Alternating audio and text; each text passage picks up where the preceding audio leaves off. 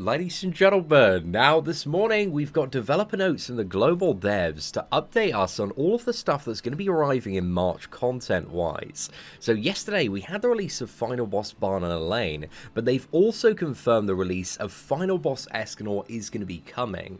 Now, one thing in the patch notes yesterday is they did extend the duration of the current banner, the first anniversary draw, till the 30th of the month, and this contains Blue Mono, who's like the best counter to Final Boss Escanor, but not needed if you did summon on the Archangels. And now there are a few kind of cheesy ways to get around him as well, and all sorts of weird tactics of Final Boss Escanor that we'll talk about in the near future.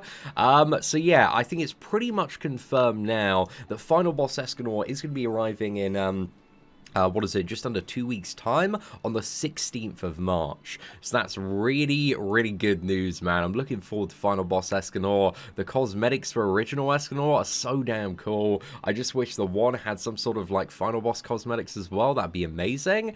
But yeah, Final Boss Escanor, just to like set expectations, man. If you haven't seen any gameplay on the Japanese version, he is by far the hardest final boss. He's really, really tricky to deal with. So yeah, just be prepared to get bullied by this man, but he's also like very, very cool as well. But also on top of that, we've got the confirmation of Tower of Trials Season 4, so this should be going live, I believe, next Tuesday, because the current Tower on Global is about to expire, I believe, in 6 days' time here. So yeah, we should be getting the new Tower next week. It should be rolling on there, and the next Tower, Season 4, is widely regarded as the easiest season. I think even in Season 4, Pierce Rate's one of the cheesiest options when it initially debuted. However, since then, there's so many characters that are absolutely insane for it. You've got, like, Green God Arthur, the One Escanor, Sariel. I forgot the exact criteria for Season 4, but yeah, I just remember it being one of the easiest ones in comparison to the, 3 previous seasons there? So yeah, also going down as well, we've got the return of the Tower of Disaster. Now, this is really interesting because it basically confirms the leaks that came out yesterday on 7DS Leaks. So basically, Mark II Valenti has been leaked.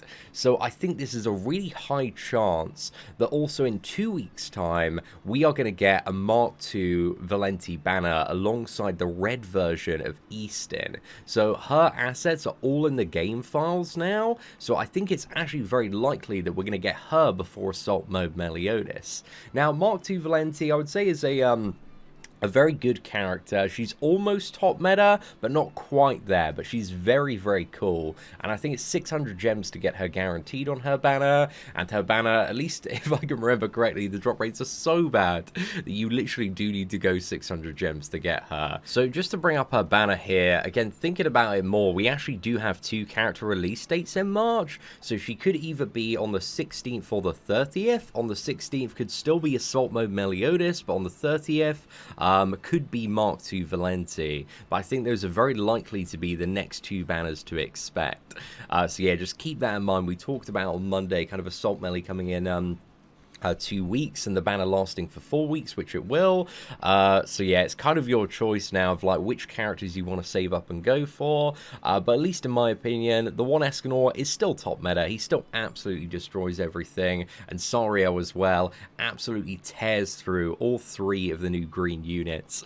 So yeah, it's kind of up to you exactly what you want to go for, but Mark II Valenti is a very fun and interesting character, so I don't blame anybody that wants to save up the 600 gems and summon for her. But just keep in mind that she is going to be coming fairly shortly. But the question is her banner going to be dropping in 2 weeks or 4 weeks? We don't quite know the answer to that yet. But also with the release of Mark II Valenti, there is that cursed boss as well. That's very, very annoying. So you've got this, Mark II Valenti boss. Sariel is absolutely amazing for this Mark II Valenti boss.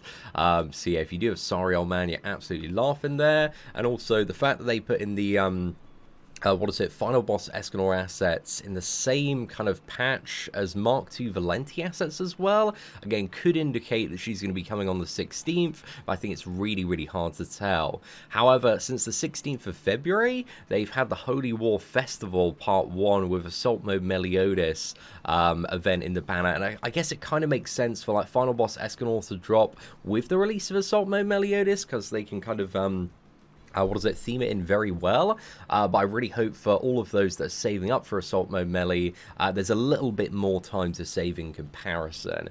So yeah, we're going to have more news on exactly what's coming, but again, there's like Mark II Valenti, Assault Mode Melee, Lolly Merlin right around the corner. None of them are top meta essential, and my plan, at least on the free-to-play, like there are so many crazy OP characters toward the end of Season 3 and start of Season 4, so if you're free-to-play, you're chasing that top meta, the sweaty try-hard boys, then yeah, you might want to be waiting a little bit longer. But again, if you're looking for a half-decent character, man, like Mark II Valenti is a little bit more than that. She's definitely packing a lot of sauce there. Now, with the release of Mark II Valenti is also Red Easton as well. And Red Easton, at least in my experience, works so much better in ungeared PvP in comparison to geared, because in geared, the one Escanor is just too damn strong, man. He's got so much damage output. But in ungeared, with a Tamiel control team, she can just about manage the majority of Escanors. But again, if Escanor gets too many cards, like crazy RNG, and your RNG and draw is a little bit behind, man, then yeah, you can easily get wrecked as well. But I do look forward to playing around with this Red Easton with Tamiel control on global, because one thing she does is remove debuffs from all allies, but also give like a massive buff to defense related stats, so it makes it really hard for Escanor and a lot of the opponents to crit you. However, as a character being a red against Escanor, you know, Escanor can still hit very hard, even without critting as well.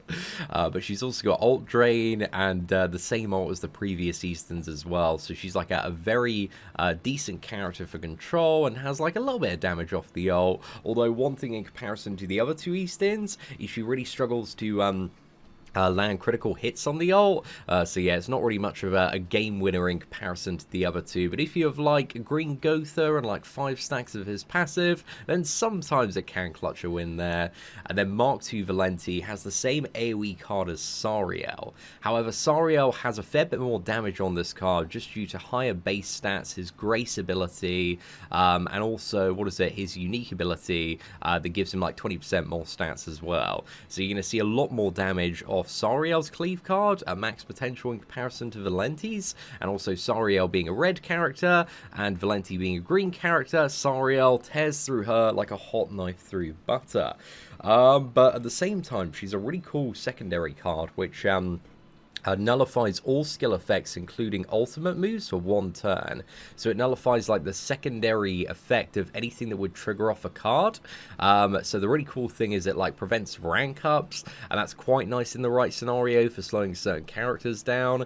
But in order to really take advantage of this in a lot of matchups in the current meta, because it's so quick and so bursty, you do need to go first. And that is a problem with the OC characters, is their combat class is getting there. It's catching up a little bit with some of the newer ones. However, like the 7 Deadly Sins and the Festival characters, which everybody's currently running everywhere in PvP, just have the highest combat class in the game. So yeah, sometimes you can clutch wins with Valenti going second, and she can have some really good draw, especially with multiple Sever cards that allow you to nuke down the enemy team, especially if you've got a lot of blue units like the one Escanor Goddess Liz. So in certain scenarios, she can be really nice. But yeah, it's up to you whether or not you want to summon on her. It's not a bad decision. She is a really good unit, but she's not absolutely top meta, broken, but I would say she's like a solid god tier unit. Definitely can pull her weight when it does come to PvP, but also at the same time can be a little bit flimsy in some scenarios as well. But she does have quite a nice ultimate as well, which increases damage dealt by 50% and also decreases damage taken by 50% for 3 turns after, and yeah, deals damage to all enemies as well. So it's actually like a really hard-hitting ultimate there. So yeah, she's pretty fun to play around with, but also she needs it for a geared PvP scenario. You want to build her like 4 attack and 2 crit resistance, because it increases her pierce rate and crit damage by the value equal to 50% of her crit resistance. But again, instead of going for the defense pieces and defense rolls, you want to go for crit resistance pieces and crit resistance rolls as well. And again, that makes her, you know, even more tanky potentially against the one Escanor in certain scenarios, because he really starts popping off when he starts landing those crits. But if you're already high resistance to it, then you're you know, only dealing with the white damage. However, the white damage is still, like, amplified because you don't have, like, as much defense in comparison, but also at the same time, the amount of crit resistance is going to boost your damage quite significantly as well. So yeah, she's a little bit of a weird character to gear up, but also a cool addition, man. But again, we're unsure as to whether or not she's going to be releasing in 2 weeks time on the 16th or in 4 weeks time on the 30th. Actually still thinking about it and thinking about the banner. I'm still like very unsure because her banner does contain a lot of the units like blue mono, I believe blue Valenti as well, green Eastin, so about half the units that are on the banner currently. So I'm not too sure if they then drop a banner like this one, which then has you know, a lot of the units that are still on the current banner, or if they'd make this banner like a very different banner. So yeah, I have absolutely no idea what they're going to do with this one. So I don't know, I'm still like very unsure as to the release schedule, but expect that in 2 weeks time it's either going to be Assault Melee or Mark II Valenti, and in 4 weeks time it's going to be the other one. So yeah, let me know your thoughts and predictions in the comments section below, and if you did enjoy today's video update on the global dev notes, please do smash that like button, that'd be greatly appreciated.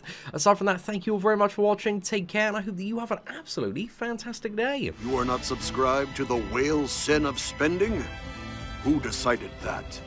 Subscribe now, or enjoy the bitter taste of regret.